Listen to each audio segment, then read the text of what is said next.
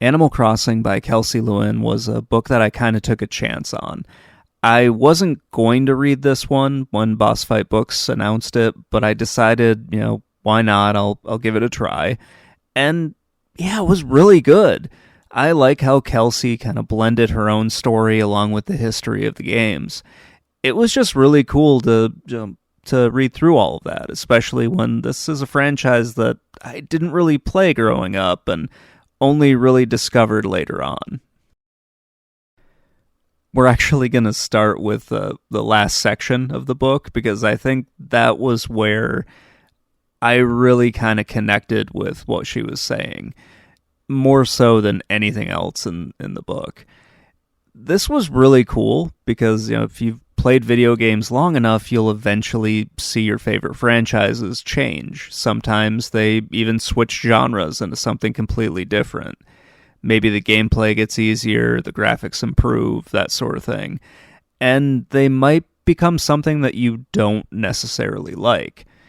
Kelsey explains her experiences with this when it comes to Animal Crossing's New Horizon, how she wasn't really into the game and how it just wasn't the same as sort of the earlier versions, mostly because you had a lot more control over just what was going on in the town. And in the earlier games, you weren't. You were just a part of the town. You could make minor changes like planting flowers or filling in potholes. But in New Horizons, you could kick people off the island. You could move their house without them even knowing or caring. And it's a very different game that sort of changes from what it originally was into more of a sandbox simulation type game. Reading about this kind of made me think about how I feel about a franchise that used to be one of my favorites, and that was Final Fantasy, and how I kind of lost interest in it just because the game started moving away from what I really liked, and eventually turned into an action RPG, which really wasn't something that I wanted to play. And that's kind of how, at least that was my interpretation of Kelsey's writing here, so I could have it wrong, but she does write about how it just doesn't feel like the earlier games. How it's still a fun game and everything, but she doesn't have the same connection with it as she did with the earlier ones. It's kind of a interesting thing to read about and read someone else who can put it much more eloquently than I can in written form. It happens with, I think, every franchise, or at least every fan base, where they start playing and then a new version of the game gets released, or maybe it's a remaster and it doesn't match what your original memory of the game was, or even what the original version of the game was.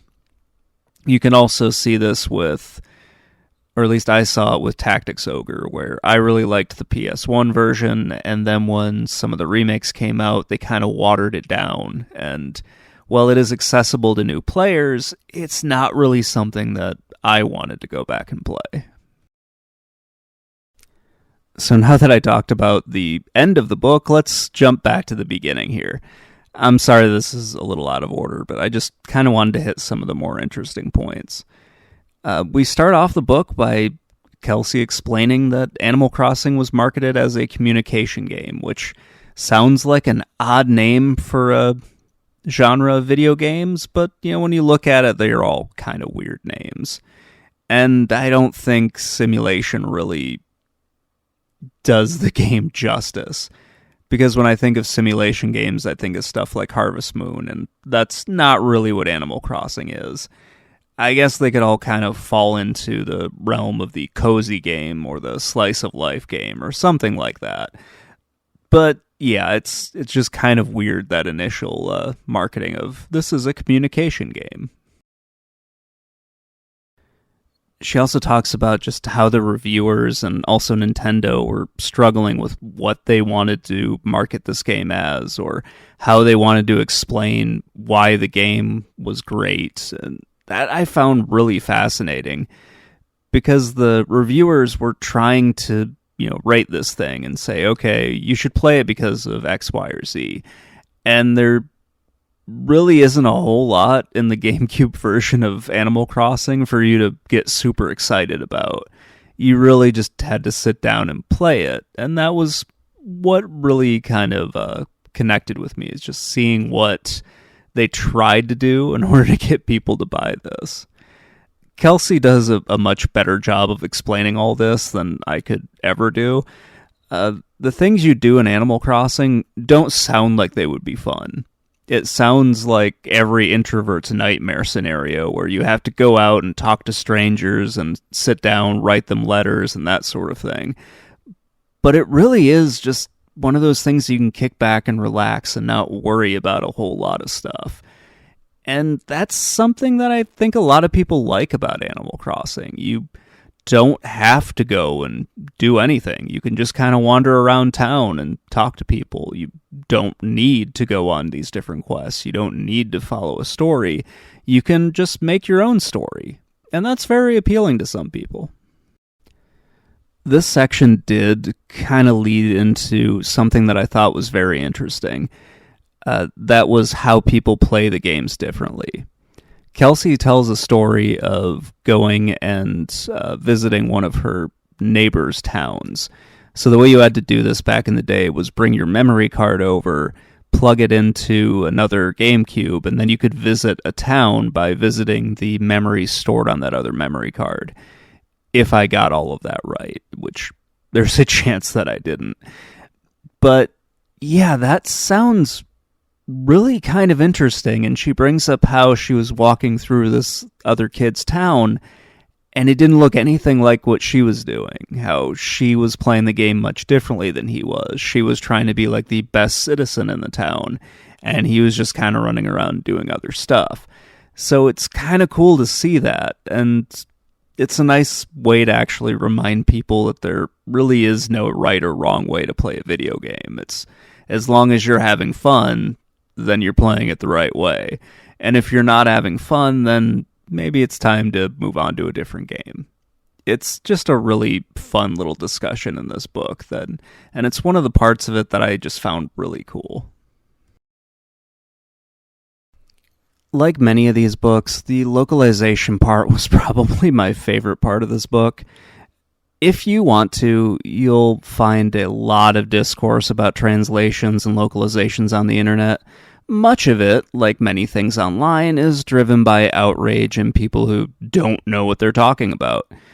It's refreshing to read here, and just to kind of hear from people who, did really work on this and to explain all of the changes that they made. It's really cool to go through this thing and just see, okay, this is why we made this decision, this is why we had to change this sort of thing. It's pretty awesome. You don't really see something like this anymore, like on the scale that they did with Animal Crossing, where it was very reminiscent of what would happen with Japanese media in like the 1980s and the 1990s and the 2000s, where there was this push to kind of remove the Japanese part, like all the cultural references from it, and replace it with things that a lot more Americans would know and identify with. It's actually something that I could completely understand here, because this game wasn't originally developed to be brought outside of Japan. It gets explained in here that the developers thought it was just going to be in Japan, and that's where it was going to be. And also, all of the holidays in the game were real Japanese holidays.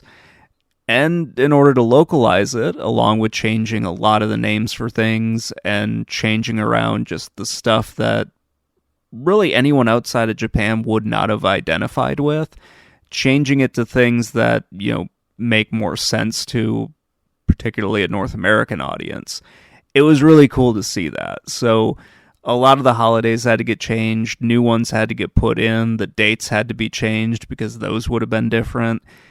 A lot of work went into just making this sort of less Japanese and more accessible to the rest of the world. I guess that's probably the best way I can put it. It's great to hear about all of these different things.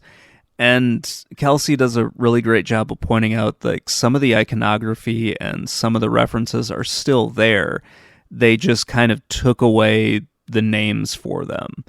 The Children's Festival is one that kind of got replaced, and there's also one with a bunch of windsocks that are still in the game that are referencing something completely different in the Japanese versions, but they're still there in like the US release. I just found this whole section to be really, really awesome. It's a great read, and I really love this stuff. I find it just so incredibly fascinating.